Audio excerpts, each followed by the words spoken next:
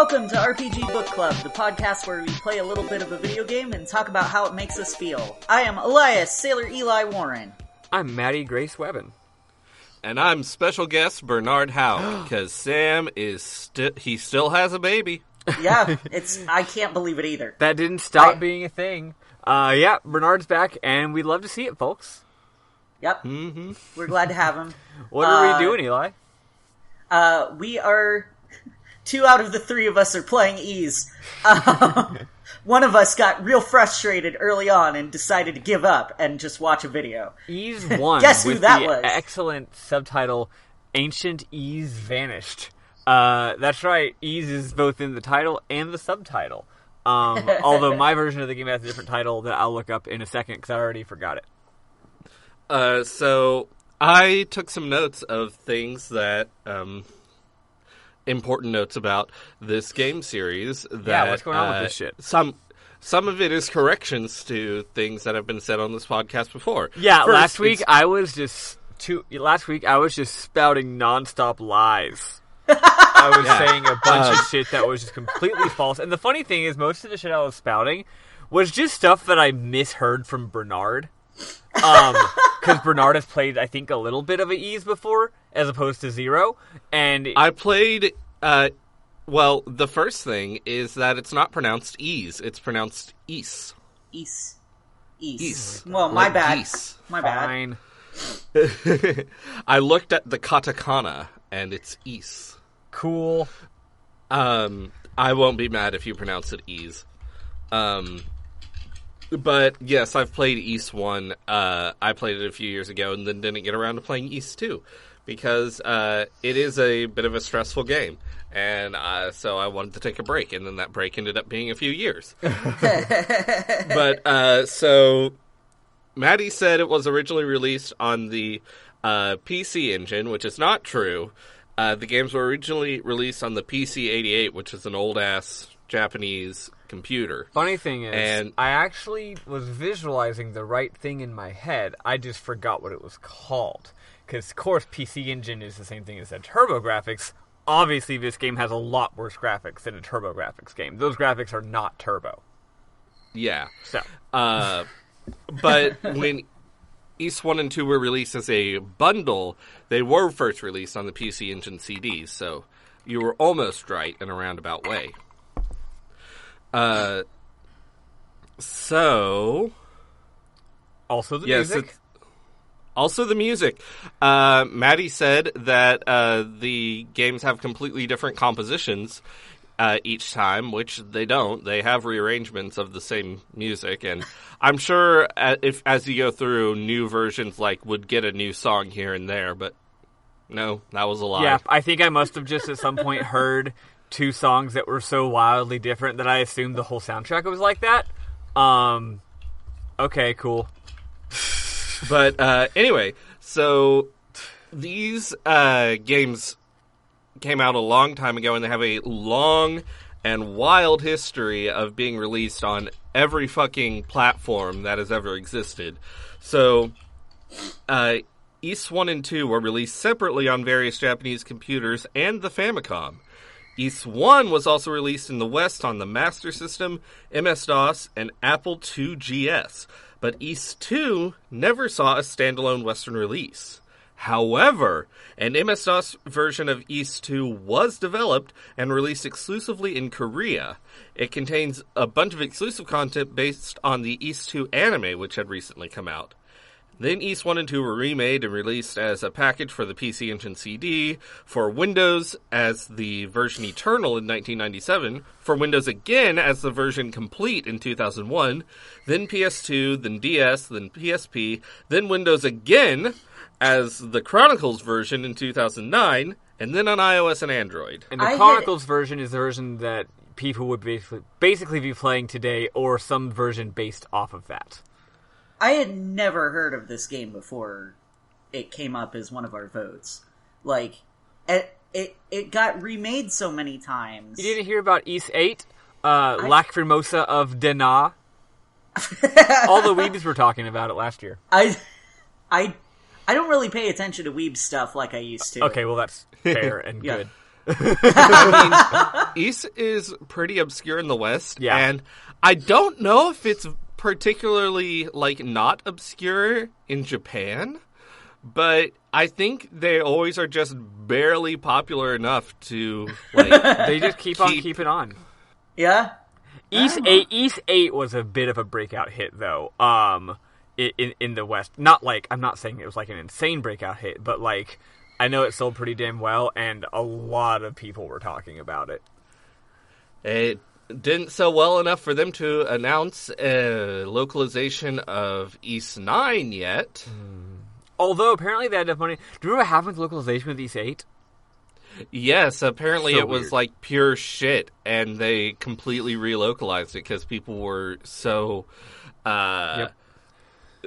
They were so upset by how bad the localization was. After the game came out, they, you know, not for extra money or anything, they just released a patch, like a year later, that was a complete relocalization, including all the voice acting. Which is a fuck ton of wild. work. Yeah. You know what game didn't do that? Persona 5. I think Ys 8's localization was probably worse than Persona 5's. Yeah. But yeah, it's a cool fucking series. And yeah, do you have any other fun facts for us? I do. I have in my notes here, Falcom is known for making games with outstanding soundtracks, and they're, like, most of their soundtracks are on Spotify, so just search for Falcom on there and go wild. Yeah, it's stupid good. Put that shit on a workout playlist. Yes. Ys 1 and 2 were largely composed by the legendary Yuzo Koshiro, who, if you don't know his name, he went on to compose music for games like Streets of Rage and Etrian Odyssey, and Etrian Odyssey just has wild music. And there are a ton of versions of the Ys 1 and 2 soundtracks, so when you hear the music in between segments on the show, we'll be pulling from different ones, so they'll sound different. Yeah. Yeah, I was gonna say one more thing. Shit, what was it? Oh no. The company, Falcom. Are they related to NIS? Are they, or did NIS just publish it? Oh wait, no, I'm thinking of Falcom. I'm thinking of Spike Chunsoft. Are they related to them somehow? Are you asking if Falcom is related to Spike Chunsoft? Yeah. I don't think so. I think Falcom's just their own thing. Oh, okay. That's what I'm mistaken. Also, friends of the show who follow us and know what kind of dumb shit we're into, will know that, hopefully this is not also a lie, what is Falcom's other major series, Bernard? The Legend of Heroes. Yes, see, so those games that people are always talking about in the Discord, the Trails series, Trails in the Sky, Kiseki, as they often call them, because they're fucking weebs. Yeah, Trails of Cold Steel, Trails of whatever, Trails of Vesperia. Those games are apparently also amazing, the Trails games. And they also have amazing soundtracks. So, cool fucking little company. They've been making these games that are like only a kind of popular for like 30 fucking years now. Yeah, and they've made tons of other games. They turn out these games with amazing music, and like, I've never heard someone say, "Oh, that Falcom game is not good." Yeah. So yeah. I'm a huge fan of Falcom, even though I've played one of their games. Yep. As for game versions, Bernard, you are playing the modern PC releases, right? Yes, I'm playing the modern Chronicles Plus version on Steam. And those have nice-ass graphics, maybe multiple soundtrack options? Yes, they have the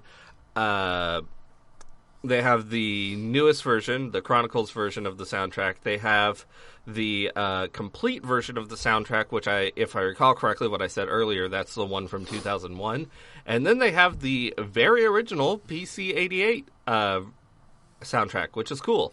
And that is the one that Sam recommends playing with, because the PC-88, its music sounds real cool. I'm playing with the Chronicles version, but I'll like switch to other ones. Yeah, it's the old one is chunky. I wanted to play the modern PC version, but I only have a Mac, and I just want to give a quick shout out to someone, because So this isn't just like an EXE. Like last time I played a game that was a PC game for this pod, it was just an EXE for some indie game. And I just ran it through Wine, and with a little bit of tweaking, it worked. This, though, you can only get it on GOG or Steam, so Wine doesn't work, because it has to run like an installer and do all this weird shit.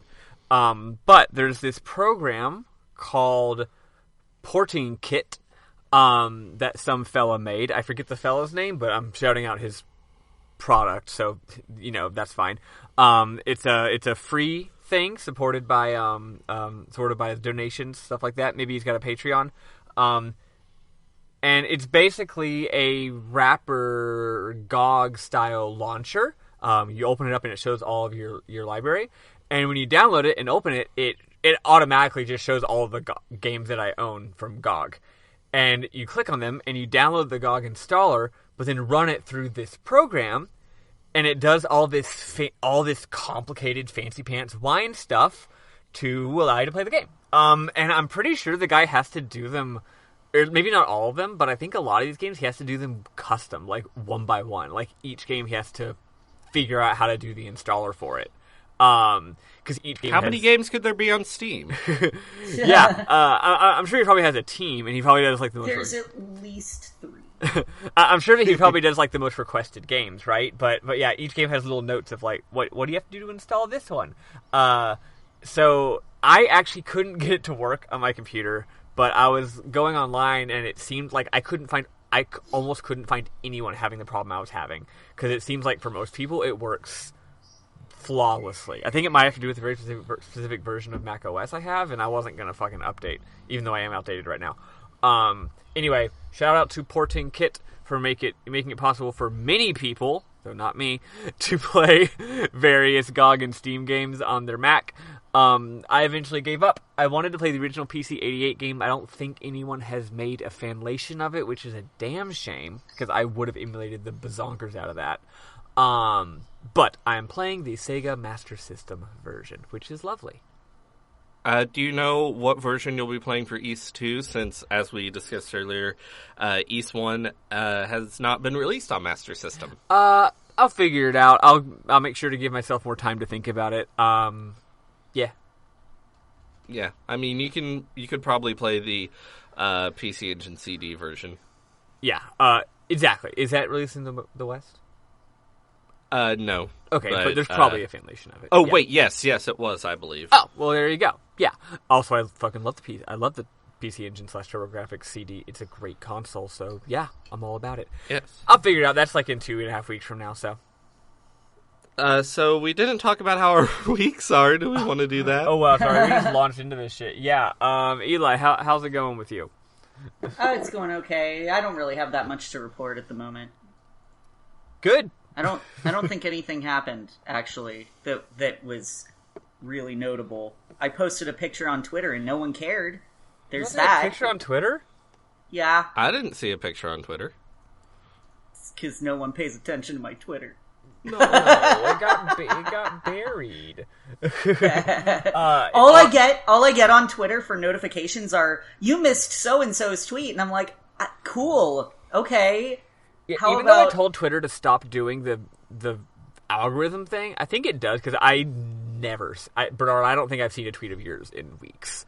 But you might just say, oh, well, I guess people just get buried because I follow too many people. No, there are certain people who I always see their tweets, so I think it's doing algorithm shit. Gotcha.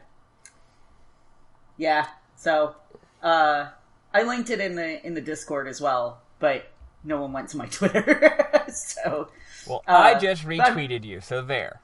Thank you. It's a picture that I'm very proud of because I worked my ass off. Yeah, it's good as shit. I saw it in the Discord and I didn't think to click through. Oh, the one with the two people that you posted in the Discord? Yeah, that was really good. Thank you. It's an Aura and a Mikote from Final Fantasy XIV. They're I don't know what those are. An Aura is like a dragon man, and a Mikote is like a cat man. Cool. I can see that in the picture. Yes, you can tell because one of them looks like he's got scales, and the other looks like he's got cat ears. Tag yourself, I'm the one with scales. I'm the one with scales. That's my character. Do not steal my OC. Okay. But yes, that's my character, and then my friend Sale, whose character name is an anagram of my actual name, Elias. It's very weird how that worked out. But yes, I worked very hard on that. I might color it. I'm gonna give it my best effort. Not great at coloring, mostly because I get frustrated and annoyed and give up. Who needs to color things? You know who doesn't need to color anything? Frickin' Yoji Shinkawa, and he gets by just fine. I appreciate the encouragement. What's his name? Hussey doesn't color Andrew characters. Hussey doesn't color things. Yeah, it's true. Maddie, how was your week? My week was good. We don't need to talk about the Iowa caucus because that already happened that happened before last time. And it's all resolved. And it's all definitely resolved, and we all can stop thinking about it now. Can we, though? I've just been vibrating because of politics. I thought that the New Hampshire primary was today, but it turns out it's tomorrow, so that's funny. That's it. Nothing notable's happened for me either, which, as Eli said, is... Well, you actually didn't say this, but you said it last week. It's real good. I'm really glad that nothing interesting is happening to me this week. Uneventful is better than fucking horrible. No, I'm having a good time. Having a good time. I did do karaoke Saturday night. That was fun. I want to do karaoke. Someone sang that song, so there we go. That's me. I've never done karaoke. Oh my god. You live near me. We could go do karaoke together sometime, Bernard. But I'm scared. Are there any private room places in Austin? I bet there are. Oh, no, actually, I know there definitely are, because I went to one. I went to a bachelorette party, and I dressed in drag, and we all did karaoke together. It was really fun. I like doing karaoke at a bar because I'm vain and want as many strangers as possible to see me sing and look pretty. But my friends have more social anxiety, so we usually, we get a private room, and it's a lot of fun. Cool. What's going on with you? Well, let me tell you everything that's happened since the last time I was on the pod. Oh, boy. Strap in, folks. I'm not going to do that. Biggest thing in my life since the last time I appeared on the pod is I've started learning Japanese. Yeah. And I'm really committed to it. I've been doing it for, I think it's 2 weeks today, and I've studied every day, and I'm working hard, and I'm learning the kanji, and I'm learning the vocabulary and the grammar and the hiragana and the katakana and all that, and yeah. That's the main thing going on with me. Nice. Wait, you've been learning Japanese for 2 weeks already, and you're not playing Ease on the PC-88 in the original Japanese? It's Ease. Ease, excuse me. No, not quite. No, I am playing the English version. Nice. If you ever want to practice Japanese with someone, I would be happy to do so with you, because I need to get back into it. Mostly to play my Final Fantasy character. Anyway. What I need to do is then, when I'm done learning Japanese, learn Korean so I can play that cool Korean version of East 2. There you go. Yeah, hell yeah. That's a great idea. Yeah. I mean, one of the apps I'm using for Japanese is called Lingo Deer, and it has achievements.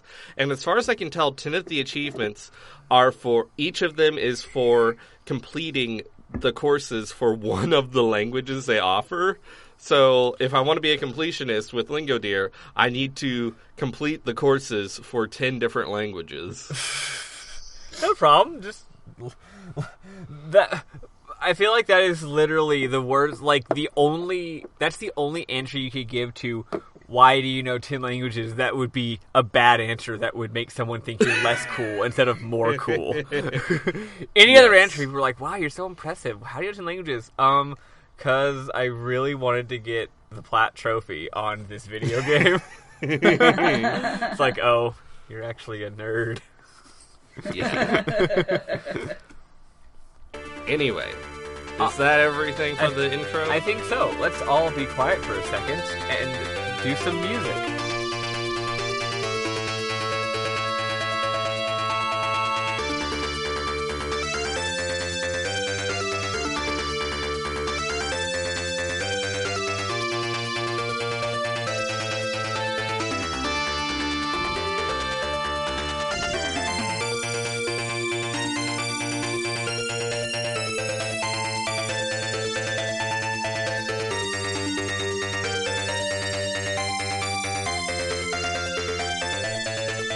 Wasn't that music great?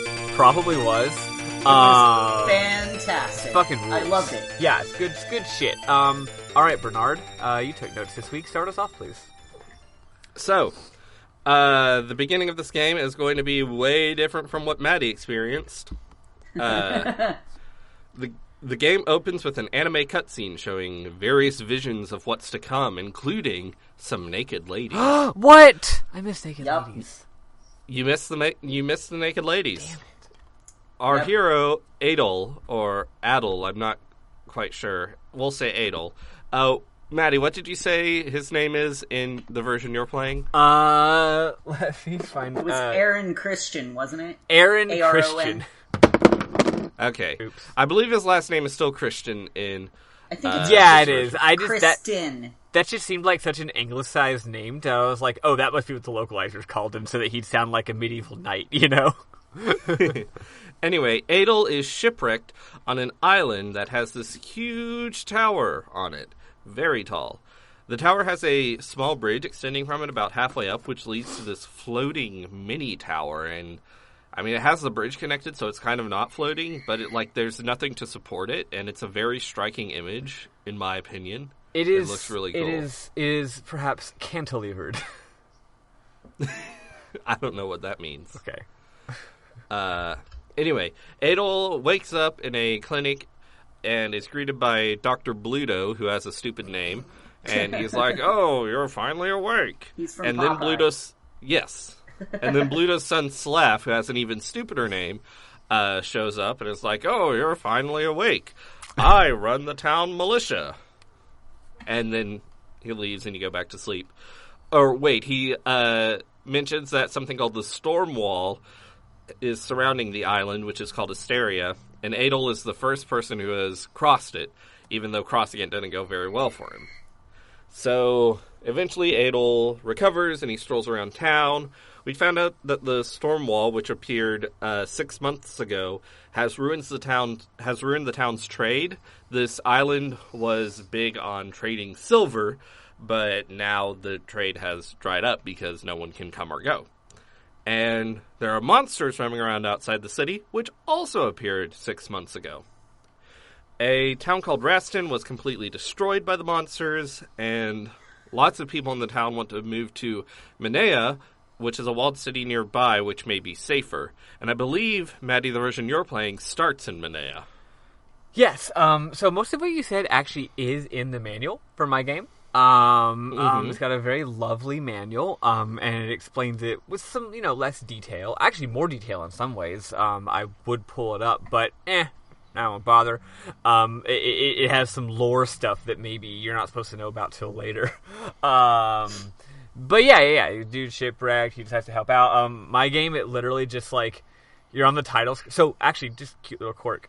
You don't hit new game or anything. It's just, there's a title screen, and you hit a button, and now you're just in Minea walking around. Nice. If you want to load your game, after you are walking around in Minea, you then open the menu and hit load game. Cute. Which is goofy. But yeah, you're just walking around, and some random person's like, the economy's been bad lately ever since the silver mine, whatever. Mm-hmm. So, yeah, it just starts.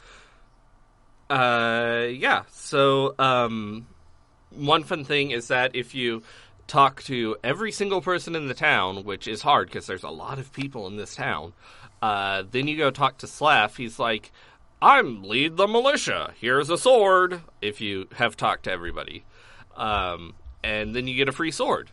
Hell yeah. Which is nice and very good for when you are traveling to Minea, because there is no shop that you can access in the port town, Barboda, which is where you are now. Man, you got a whole other town. That's crazy. Yeah. So, So, I think in Barbados you hear that there's a fortune teller in Minea who has been looking for a swordsman, and you're like, "I'll go to Minea because I don't have anything else to do in this shit town." So Adel travels to Minea, which is a short distance north, and if you go straight to the fortune teller, she's like, "Oh my god, you're the swords..." That isn't her voice. She's like, oh my god, you're the swordsman who I've been looking for. Get your equipment in order and come back. So you have to go buy shit. But there's some things you can do around the town. I made sure to do all of the side quests because this game isn't very long, so I figured we should, talk about the side quests. So around the town, you hear that in addition to the storm wall and the monsters, Monet has been hounded by a band of thieves who are stealing everyone's silver. And also, a man tells you that someone named Pim found a ring on the ground and took it to his store. Pim's store, that is, not the man's store. And Pim is such a jerk for just selling shit he finds. Which is like... Yes, exactly. That's every RPG protagonist ever. I found shit on the ground. Time to go make some money. Mm-hmm. Maybe Pim is actually the protagonist of this game. That might be it. So in the tavern, you find a fellow named Donis who tells you he lost his ring that he meant to give to his wife. So, you can go to Pim at the pawn shop and buy it for 1,000 gold. I think you might actually be able to barter down, but I didn't do that. But that was fine because I bought it for 1,000 gold. And then when I returned it to Donis, he was like, oh, how can I ever thank you? Here's 1,500 gold. And I was like, I'll take it. Yeah, so in your version, he lost the ring? Yeah. In mine, he definitely was like, it was stolen. Maybe by the thieves. But and then the person in the town says, yeah, that's item shop seller will sell anything, even if it's stolen. So you think the ring was fenced? So I love that personally. Also, I was going to do this memorable moments since we're already talking about it. This is crazy. The game starts you off. I don't know about your version. The game starts you off with 1,000 gold. So, and also, I didn't start with a sword because I didn't go to Barbosa. So you start off with 1,000 gold, and that's it. And you got to get a sword, you got to get a shield, you got to get armor. You have to do all three of those things before you can talk to the lady and get your first quest. Though you can go out to the outside of town anytime you want. The sword costs 500. The sword costs 1,000. The sword costs 1,000. The armor costs 500. And the shield costs 400. I might have those backwards or something like that. No, 700. One of them, whatever. The point is, it all adds up to I think $1,600. So right off the bat, if you're just like, cool, I'm going to get a sword, and you spend money on the sword, then you can't buy the sapphire ring. So right off the bat, the first thing that happens in the entire fucking game for me is basically a puzzle, and the puzzle is if you talk to everyone, then you can get almost enough money to buy everything you need right off the bat by doing this little quest with the guy's ring, and then you get $1,500. If you don't do that, if you jump the gun and buy a sword, you now can no longer complete the quest because you don't have enough money, and you have to go and kill enemies and get 500 more gold. And the funny thing is, I made the latter mistake, and it wasn't until after I'd been playing the game for, I'd say, at least an hour. I'd already, maybe gained a level and explored other places and gotten, 500 or 600 gold. At that point, I realized my mistake. I went back and talked to the NPCs again, realized how the quest was, restarted the game, and, I had far overtaken my progress in, 10 minutes. Nice. So, really crazy. The game's just figure this quest out, or you fucking screw yourself. It's good. Yeah, I like that little quest. It's cute. And also in the tavern, there's a man named Garrick who tells you there used to be these trees called rhoda trees in Asteria, and their seeds were a delicacy.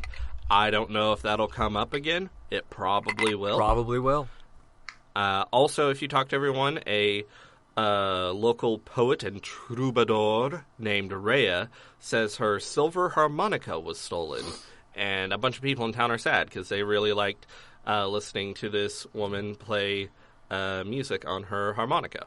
Other things that have been stolen are silver armor, a silver shield, and silver sword. Oh, I don't think I heard about the silver shield. If you go to the shopkeep and try to purchase those items, they'll say, I don't have it. Someone else... Actually, I don't think stole it. They'll say someone came through here and bought it. And it's always the same guy. It's some sort of mysterious figure in a black cloak. Yes, there are multiple references throughout the different towns to a man in a black cape. It's probably Sephiroth. Yes, I was Probably. thinking. Maybe this dude just really likes silver. Well, that's the Because thing. there's another silver item later on. Yeah, so this is a silver stolen. town. Silver items are being stolen or purchased by thieves or the man in the black cloak. So yeah, it's cool. That's a running thing. Mm-hmm. There's actually this one NPC who is like, this man in a black cape came through town. He was fucking hot. Yes, I love that. I actually have all of this in my game.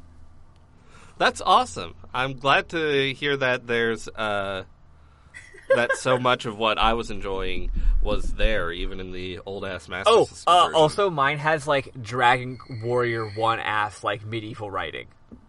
Nice. It's really good.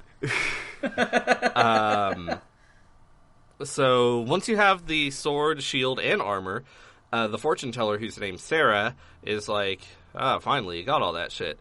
I want you to seek the books of Ys. Ys was an ancient civilization that vanished. Ancient Ys vanished, and the books supposedly detail its downfall. And she senses that the first book is in a mountain shrine, and she gives you a crystal which will guide you. And she tells you to visit her aunt Jebba in the town of Zepik on your way. Everything has just a weird name that's not quite good. I want to offer a little bit of extra knowledge. I don't know if this is incorrect because of localization, or if they just decided to have different information in localization, but in both the game and manual for the version I'm playing, they say that the books really contain more information about how there used to be these, I kind of forgot, I think they're sages. There used to be a bunch of sages that were heroes, and they saved Ys, which later had a downfall anyway. But they were heroes, and the books detail what they did to drive away the evil. But then, like, again, later it all went wrong. So maybe it's both. Maybe they saved Ys, and then later Ys was destroyed, and we're going to learn about both of those, because right now we're experiencing evil. So if we learn about the wizards who saved Ys from evil in the past, maybe we can do so again. Yeah, and probably as good a time as any to point out that some people in the towns will mention that there's a legend of two goddesses, maybe the Naked Ladies, two of us saw in the opening. I haven't heard that one. That's new for me. We'll see. So you leave Minea, and you bump into a bunch of enemies on the way. We haven't talked about the battle system. Let's have Eli explain the battle system. It's terrible. I hate it. Yeah, tell us about the end. So the battle system, you have to run into enemies, but you have to run into them off-center, because if you run into them head-on, then, like, so he automatically, like, whips out his sword and just attacks, which would be great, but I'm really bad at angling. If you hit them dead-on, they will attack you back. If you hit them off-center, then they're less likely to be able to hit you. I struggled so hard with this, and I stuck it out for a while, but there was a boss that came up later, that boss is and hard as shit. I wanted to die. Like, I was so angry. And at that point, I was like, you know what? I better just watch a video, because if I don't, I'm gonna hate this game. And I don't want to hate this game, because it's very bright and charming.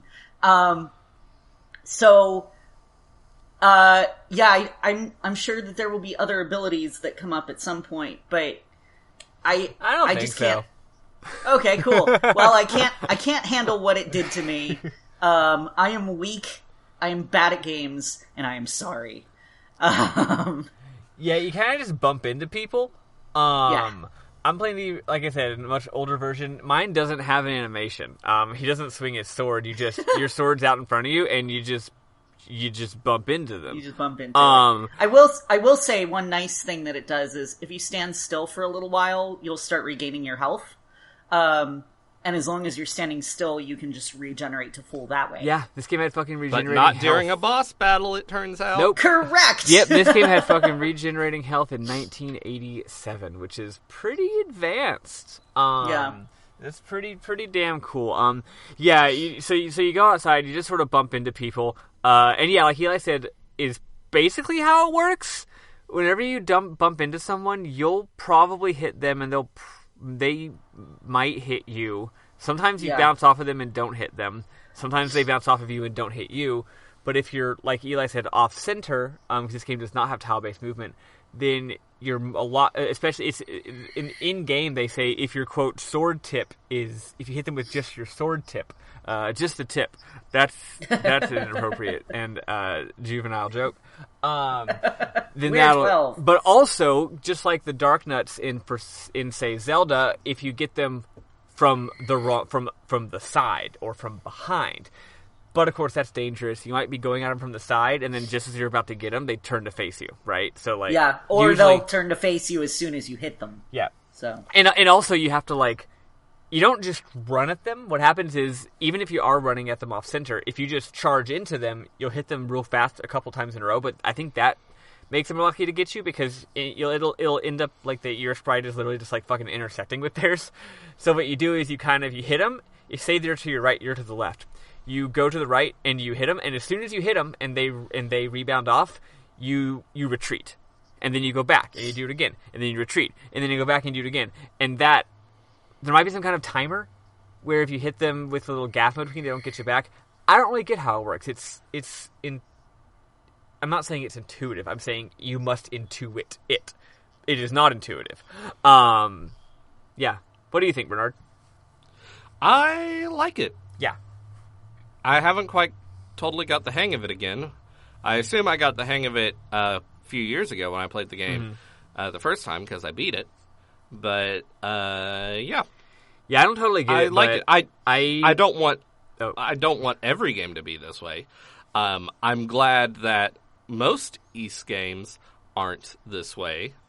Yeah, and have different systems. By the end of it, I was enjoying it enough. This. I was sad I had to stop playing. Mm-hmm. Yeah, me too. So you go to the town of Zepik, and going to talk about another little side quest here. In Zepik, a woman named Iris is like, oh my god, my husband's gone missing again. He must be sleepwalking again. So if you go all the way back to Port Barbado, you find the man, whose name is Luta Gemma, talking to Dr. Bluto. And Bluto tells him that they have no treatment for chronic sleepwalking, and Luta Gemma leaves. And Bluto is like, we can have the militia escort you back to Zepik. And Luta Gemma's like, nah. I'll be fine. Well, turns out he won't be fine because you have to go and find him in the plains getting attacked by monsters, and you have to save his ass. And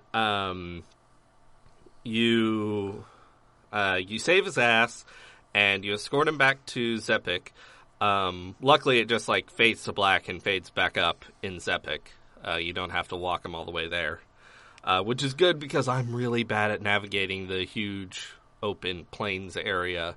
I'm very bad at it too. I found out when I was doing it. I have a terrible sense I don't know of if I'm better at this than y'all, or more likely, it's much smaller. It might be much smaller. I'm pretty sure on mine it's much smaller. So there's some funny stuff here, I'll say, for memorable moments. But I will say that if you talk to Luta Gemma again after this, he says that since the storm wall appeared 6 months ago, he keeps having this dream where a young woman's voice calls out to him, but he can't figure out where it's coming from. So in the dream, he ends up wandering around to try and find her. And in real life, he is sleepwalking when he does that. So, yeah, that's Luta Gemma's story. And I think he comes back later. Fun fact, 2 things. First of all, the plains is a lot bigger for y'all. That explains it. Second of all, that is in my game too. They didn't add that. The lady is like, please find my husband. He's gone. He's a sleepwalker. However, I was not able to find him. And I looked all over those goddamn plains, so I don't know. And he wouldn't have been in Barboda because I don't have that town. Yeah, I thought maybe it was a side quest, but then later I was like, maybe it's just flavor text, and then I thought maybe it'll come back later.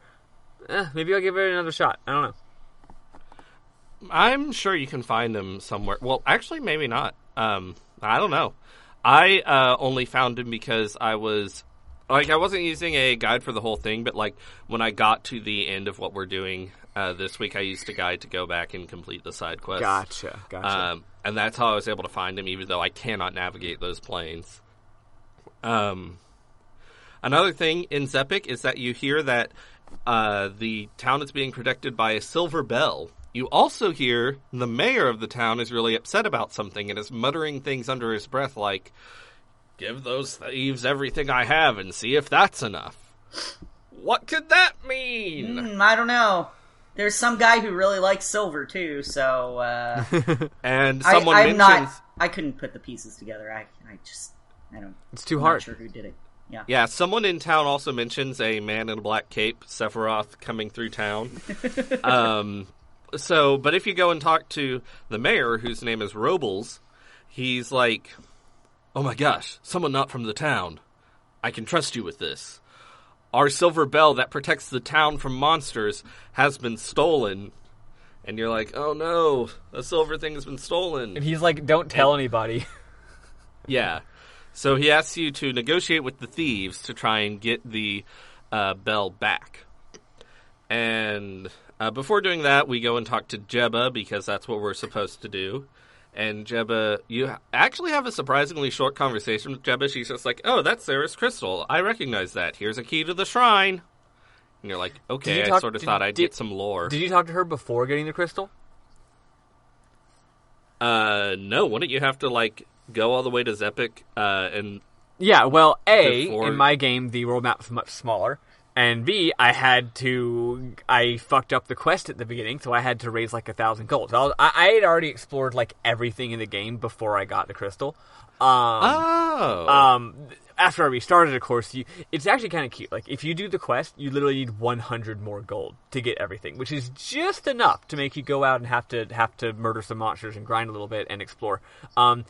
It's not very interesting. I was just curious. She's just like, "You're an outsider. You're not from here. I'm not talking to you." And like I think she even has like a different look on her face. She's like an angry look on her face. And then after she showed the crystal, she's just like, "Oh, hey, you're Sarah's friend. Cool." It's great. The mayor talks to you just fine, even though you're an outsider. So. So the thieves' hideout is right next to the shrine, so you can go to the thieves' hideout. And there, the boss, who's named Gohan, he's like, "We would never steal the bell. It's too important to the villagers. And we haven't actually been stealing any of that silver stuff you're asking about. Our silver, that we had some silver too, and it was stolen too. We are honorable thieves, and we only steal from shitty rich people." I love this. They're getting blamed for stealing everyone's shit, and they're like, "No, we're also getting our shit stolen." But then you're like, "I just killed a bunch of y'all out there on the plain." Do you kill thieves?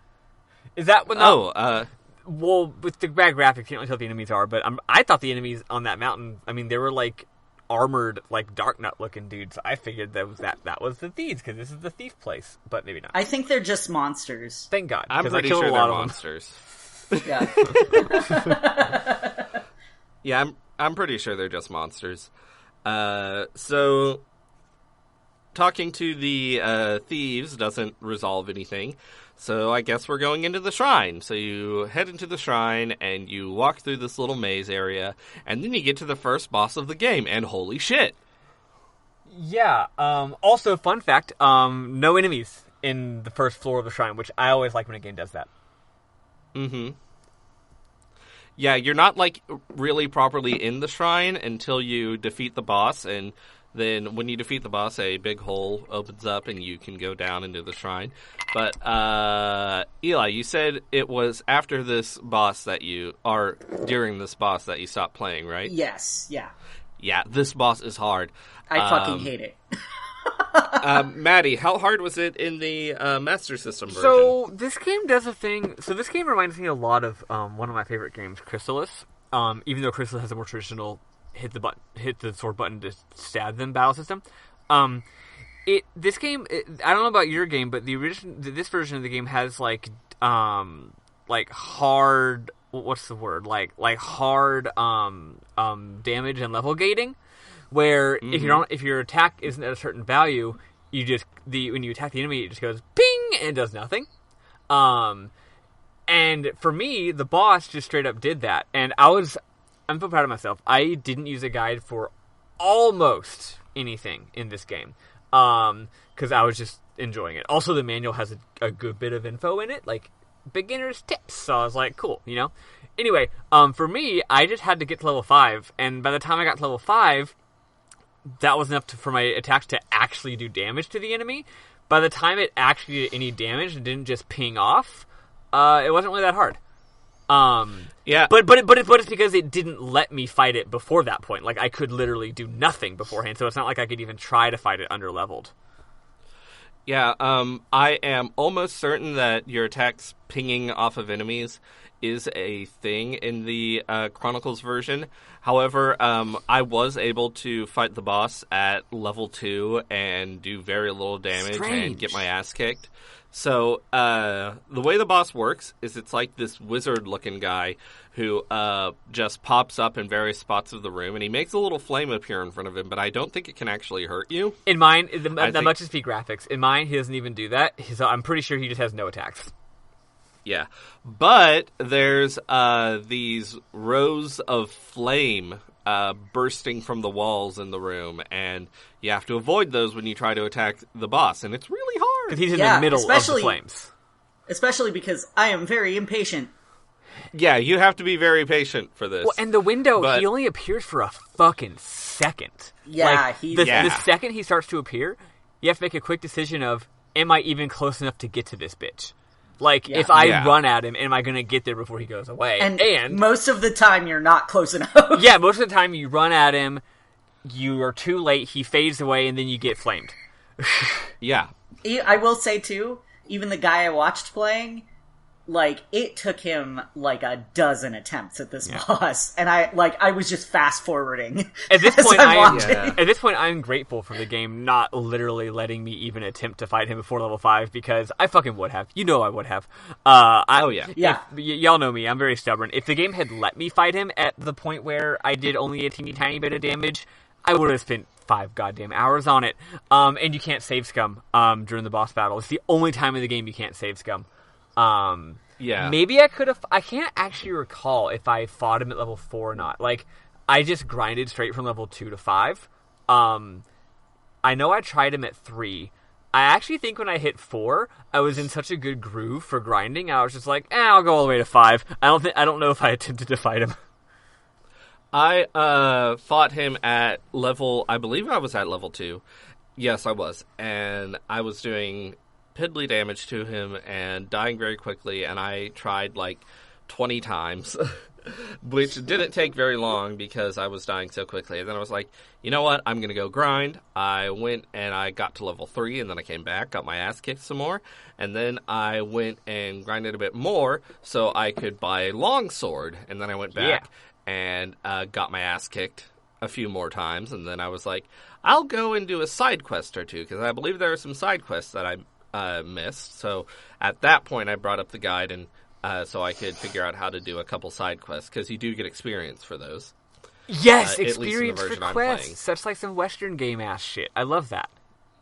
Yeah, and I got to level 4, and then at level 4, with the upgraded sword, I was able to beat the guy after a few tries. That's so funny. Even though I was playing a way older version of the game, I did it way faster than y'all by doing what? By, at first it took me a while, actually, because when you're at level 2, when you're in the plains, the knights, you can fight them, no big deal. The, like, wooden golems, you can fight them, no big deal. But those dogs, fuck you up. So it's like, I'm avoiding the dogs. I'm running away from the dogs, but fighting the other enemies. But then once you gain, like, a level or get a new, like, armor, now I can fight the dogs no problem. Anyway, eventually I got where I could fight the knights, the scary ones that I thought were thieves, on the mountain. So what I did is this. I go into the shrine. I exit the shrine. When I exit the shrine, there's a knight right there. So I literally just hold the down button and kill that knight. Then I hold the up button to go back in the shrine. Then I hold the down button to go out of the shrine and kill that knight, who always spawns in the same place. Then I hold the up button to go back in the shrine. So I just despawned and respawned this knight, and I went from level 3 to level 5, which is a fuck ton of experience points. I think I had to kill 500 or 600 of them. It took me about 20 minutes. I just watched a Tim Rogers video while I did it. It was great. To be clear, the level cap in this game is 10. Nice. I think I'm at 6 now. However, we are almost halfway through East 1. Yeah. Because it's a short game. It's a short game. Wow. So you beat the boss eventually, maybe, and you go down into the shrine, and it turns out music changes. You also, it's amazing. Yes. But it turns out you also cannot heal while you're in a dungeon. Yep. You can save in a dungeon, but you can't heal. So you go around. If you explore the first level of the shrine, you find some prison cells, and you try and you bump against the door, and it says the door is locked. However, the cell appears to not be empty. And I'm like, well, from Adel's perspective, can't he just like see in and see what's in there? I don't know. Maybe it's dark. So if you go down to the second level of the second basement level of the shrine, you find a couple of chests that. And to mention, this whole time you've been finding chests that you can't open because they're locked. Yeah, there's been one that wasn't locked so far. So yeah, it's very frustrating. So in the second basement level of the shrine, you find 2 keys. You find a prison cell key and a treasure chest key. And in a chest on the second basement level of the shrine that you can open with the treasure chest key, you find the silver bell. So what's it doing there? Maybe Goban was telling the truth. But if you go back to the prison cells, in one of them you find a monster who is strong and can kick your ass. And that was actually a monster that I pinged off of the first time I fought it. But in the other cell, you find a woman named Feena who's like, "Who are you? Oh my god, I feel like I've been here my entire life. I was imprisoned here." Yes? I'm so glad I wasn't playing during this part, because this would have driven me absolutely mad. Oh, yes. So for me, the game kind of turned into a stealth game here, because I was severely underleveled for these enemies. I could attack them. They wouldn't ping off of me, but they would kill me really fast, and you can't recharge. So, also, I couldn't find that key. It took me a while to find the key. So I was running all the way down to like the 4th or 5th floor of this dungeon, just avoiding every single enemy, terrified out of my mind. But the game's a stealth game until you gain it. Like, you can totally like kind of low key sequence break this game if you just run away from all the enemies and try to like juke them out when they're in a tight hallway. So I got all kinds of good treasure, and then yes, eventually I found the key and all that kind of shit and that I'd missed the first time. It's great. Yeah, but also really scary and sucks. Yeah, the shrine is scary. The monsters in there are strong. But you can save scum, so that's nice. Yes.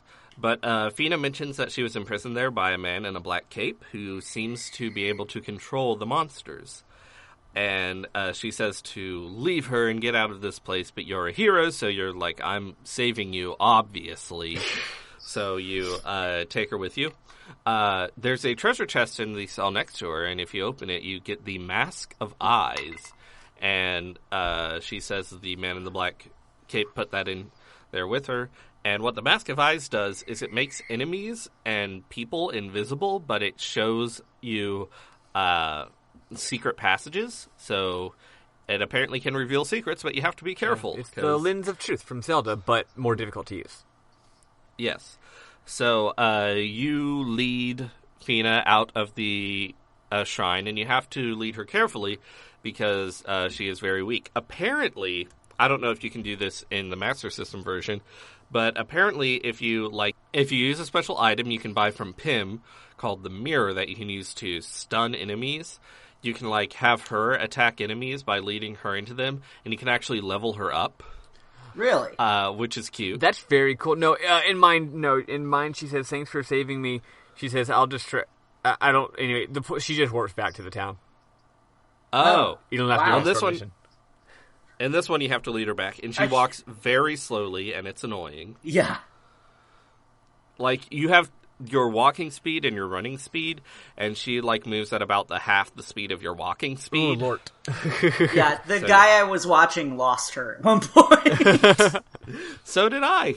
Great. So anyway, you lead her back to Zepik, which luckily the shrine is right next to Zepik, so you don't have to take her too far. So you lead her back to Zepik, and she collapses and goes unconscious. So you take her to Jebba's house, and Jebba says that Feena will be all right. Jebba gave her some medicine, and she's resting now.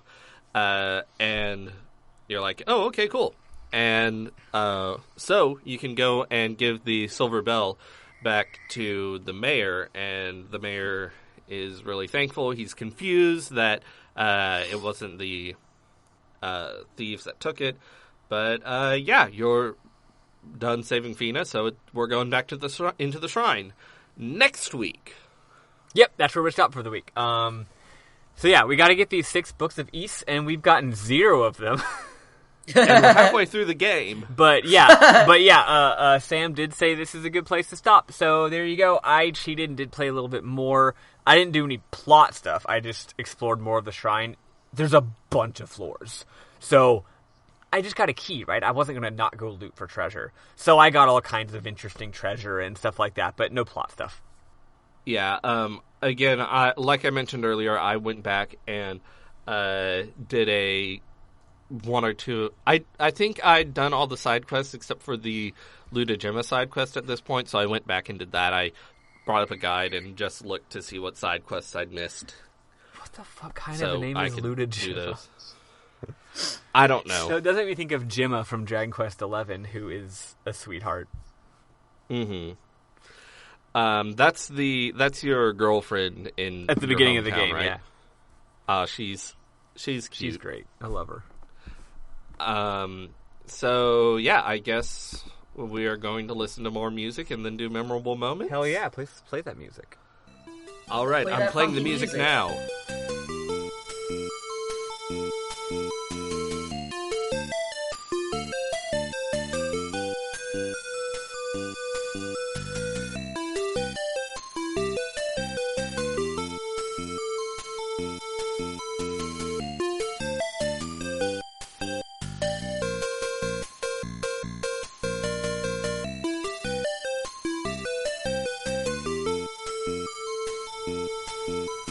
Dang, wasn't that music great? Isn't Falcom music great? Lovely music that I just heard. I had to finish the song lyric that I... Never mind. Anyway. So, I've been talking a lot, so someone else start us off with memorable moments. Eli. Oh, crap, I didn't write any down. I was not prepared. Oh, no, wait, there was actually one. Hold on. Notepad, where is it? Okay. There's someone you talk to, Slaff. You talk to Slaff early on, and he goes, I can't remember exactly the context, but he says, "Oh, here she comes. Watch out, boy. She'll chew you up." Aw, that's the localization. Yeah, Yes. That's, if I recall correctly, that's when you're in Bluto's clinic, and the nurse, who I think is named Ayla, like, is hot storming in, and is like, you leave that, you let that patient rest. He's not doing good. I think that's it. Yeah. Nice. I've got a couple. I like I said, my game has old ass Dragon Warrior style writing. I found a lot of it very charming, though I only remember to take a screenshot of like one. When you return the, for example, or I think I took two examples. When you return the silver bell to the mayor, he says, "Didst thou recover the silver bell? What? The thieves didn't take it? It's underneath the temple? This is all very strange." You don't have any dialogue yourself, so he talks to you like your old yeller. And then let's see. And then another example is Feena saying, "Thank heavens thou art safe. I am resting at this house for the meantime." And then her next line, why was I held at the temple, you asketh? I cannot bear to remember. And that's all I got out of her. I don't know anything about the Man in the Mask, or Man in the Black Cape, or none of that shit. Another thing I love about this game, and this is something that y'all are gonna see, and those of y'all listening, you're just gonna have to fucking, like, look it up or something. Whenever you're, I don't know about y'all, but in this game, whenever you're in a building talking to someone, you get, like, character portraits and stuff, and they're that wonderful 80s, like, Phantasy Star, like, kind of the same, like, anime style as, like, Phantasy Star. And I just love it, and it's, like, super pixel, you know, it's like the pixely, 8-bit, but with really good, really nice colors. Classic 80s anime style, and it reminds me a lot of Phantasy Star 1, both the art style and the graphical limitations, because I'm playing on the Master System. It rules. I really liked every single room that I walked into. They were all super characterful and interesting. So that's one of my main memorable moments. I've got maybe one or two comments on the gameplay, but Bernard, you go. Yeah, in the Chronicles version, they have new art for the Chronicles release, but you can also select the art from the complete version, and they're just sort of two different anime art styles for the close-ups of people, and I like them both. I'm playing with the Chronicles art because I like it more, but yeah, I'll look up the Master System portraits because I am interested to see what those look like. I just sent one. Ooh, I like it. See? It's lovely. Also, the whole layout of everything, the font, the layout, it's just got that old school PC RPG, sort of like Western PC RPG vibe to it. Even though it's not a Western game, it's cool. I love it.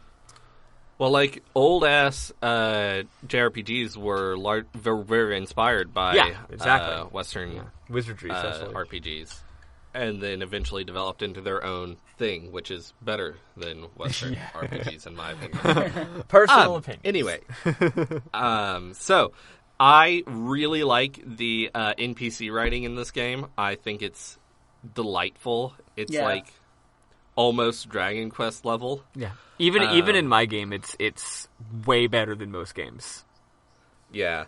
So one thing I like is when you're in Barbados, everyone is talking about how they're really sad that the storm wall has fucked everything up. And this one man talks about how he and his family came there from the mainland to try and get some of that silver trade money, but now they're stuck there. And have been stuck there for 6 months because that's how long the storm wall has been there. Next door, there's a little boy who says, have you seen the storm wall? Isn't it cool? I hope it stays forever. If it ever goes away, the girl next door will have to leave with her family.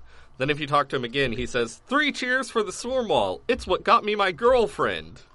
I love that. And then if you go back next door and talk to the little girl who lives there, she says, I think I'm going to go play with my friend next door. Not her boyfriend, just her friend. That rules. So yeah, that was really cute. And when you're in Zepik and you talk to, if I recall her name correctly, Iris, and she talks about how her husband's been off sleepwalking and she's worried, you can go talk to another villager who says something about how Iris is worried about Luda Gemma, and then he says, sigh, I wish I had a cute girlfriend who'd worry about me if I suddenly vanished, and isn't that just a mood? That is a fucking mood. Oh, and I didn't mention these earlier. When you save Luda Gemma and take him back to Iris, they're like, oh, it's so good to see you again and everything. And then he turns to you and says, thanks for saving me. Now, me and Iris have some business, in quotes, to attend to. Then they go inside. And then if you go inside and you talk to Iris, she's like, oh, how can he tell me not to worry when I know he'll sleepwalk again? He's always sleepwalking. I'm going to have to tie him to the bed tonight and leave him that way this time. Whoa! Kinky! That's really... That's fucking good shit. I love this. Yeah. That's not in my version. Probably just because they added it later for fun. But even if it wasn't... Actually, Master System wasn't... Sega wasn't as strict on the censorship as Nintendo was, so maybe they would have left it in. Who knows? I don't know. That's fun times. I just want to briefly comment. This game's battle system is like whatever. It's like fun. I'm enjoying it. But the general vibe of the game, in a more broad sense, the way that it's structured, the way that it flows, the way that it looks, it reminds me so much of just it's so dog simple, you know? It reminds me of Zelda 1. It reminds me of Dragon Quest. It reminds me of Super Mario Bros. It reminds me of Phantasy Star. It reminds me of all those just like super old sort of like games where like they were inventing something new, so they were only giving it like the few ingredients it needed, and they weren't adding anything extra, you know? Especially Dragon Quest 1. And the numbers in this game are very carefully thought out. Like the amount of gold and experience points it takes to get to the next thing is it's just right. And it's a lot. It's relatively grindy, but it's just right. And you're allowed to do that thing that I love. And I do this in Dragon Quest sometimes too, where I was grinding. I had the first sword, and then I got the second sword, and then I had the first sword, the first shield, the first armor, and then I got the second sword. As I'm grinding to get to level 5, I noticed that I have now gotten enough money for the second armor, but I was gaining money so quickly. The second armor is 2,000 gold, and the third armor is 5,000 gold. Third and final armor. I was gaining gold at such a pretty good pace. I did the math real fast, and I was like, I should just fucking skip the second one. Just go on to the third one. It'll only take me like 10, 15 more minutes of grinding. I'll just like listen to a podcast or something. So I did, and I love doing that.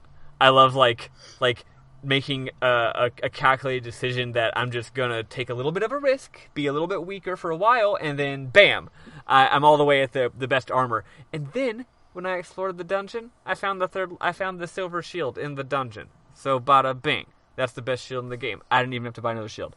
Nice. So yeah, and the numbers were tweaked just right that I could do that and feel really good and feel really rewarded. Like I was engaging in this very, very simplistic system in a way that was had agency. It was cool. It was a good time. I love this. I really love this game. I'm really happy to hear that the really old version of the game still kicks ass and kicks ass in the same ways that the new I'm version very does. surprised at how not particularly clunky and not particularly weird and janky it is. It's just like most. It's like less weird and janky than all those games I just mentioned as comparison points. Mm-hmm. Cool. I don't have any more memorable moments. Yeah, I think that's it for us. Bernard, I saw you were confused about our stopping point. I just checked our chat. Our stopping point is one of two things. It is either beat the whole damn game, or if we decide that that's too much, based on how we're feeling, we can stop before we get to the Tower of Darm, which is the final dungeon, which I think is a lot of floors, but just that like Darm Tower. That Darm Tower, exactly. In mine, it's the Tower of the Doomed, which is nice. That's better. It Yeah, is. I like that It more. is better.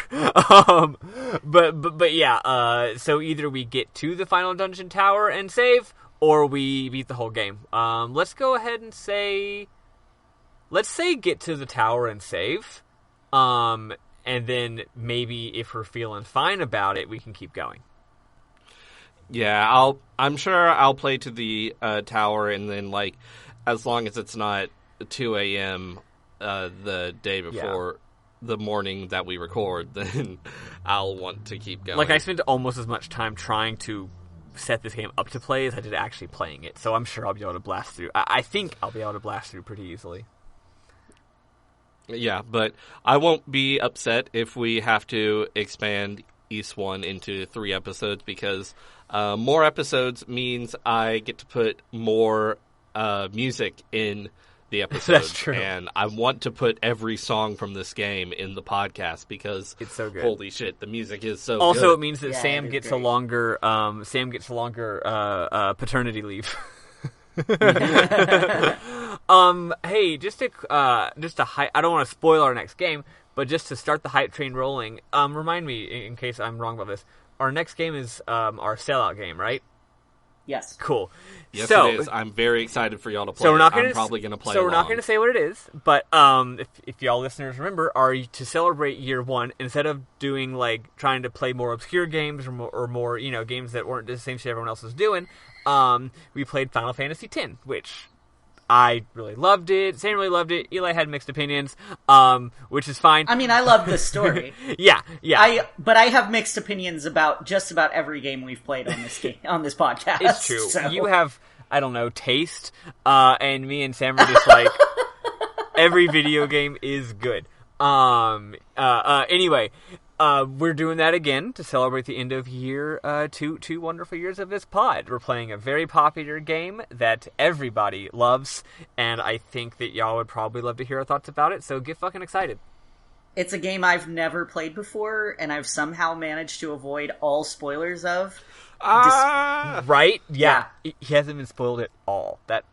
Yeah, it's so good. I'm really excited about this. I haven't played the game in quite a fucking while.